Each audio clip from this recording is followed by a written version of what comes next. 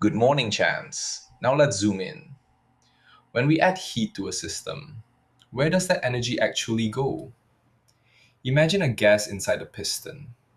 If we heat it, the particles inside start moving faster. They collide more often and with more energy. This microscopic motion is what we call internal energy. So, internal energy is simply the energy stored inside the substance. And higher temperature means higher internal energy. Now, how does energy enter the system? Through heat.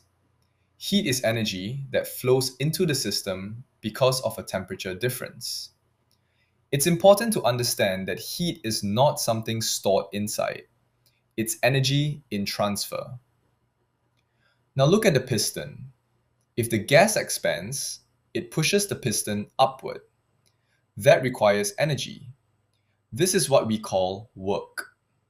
Mathematically, work is related to pressure times a change in volume. So when the volume changes, the gas is pushing against the surroundings. That's where energy is used. A small change in volume means a small amount of work. If we add all those small contributions, we get the total work. This is why we say work is the energy needed to change the volume. If we draw this in a pressure volume diagram, the work is the area under the curve. Now let's combine everything. When we add heat to the gas, two things can happen. Some of the energy increases the internal energy, and some of it is used to push the piston. So heat splits into two parts, internal energy and work.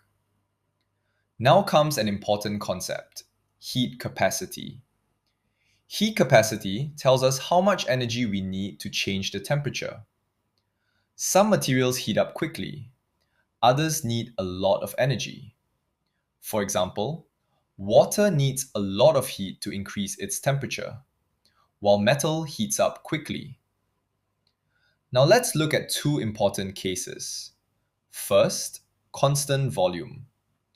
If the gas is in a rigid container, the volume cannot change, so no work is done. That means all the heat goes into internal energy. Second, constant pressure. If the gas is in a piston, it can expand. So now the heat does two things. It increases internal energy and it moves the piston. To simplify this situation, we introduce a new quantity called enthalpy. Enthalpy combines the internal energy and the energy needed to push the surroundings. So instead of tracking two separate effects, we use one single quantity. Finally, an important result. When the system can expand, we always need more heat to reach the same temperature. That's why the heat capacity at constant pressure is larger than at constant volume. So the key idea is simple. Heat increases internal energy, and if the system can expand, it also does work. And enthalpy helps us describe both effects together.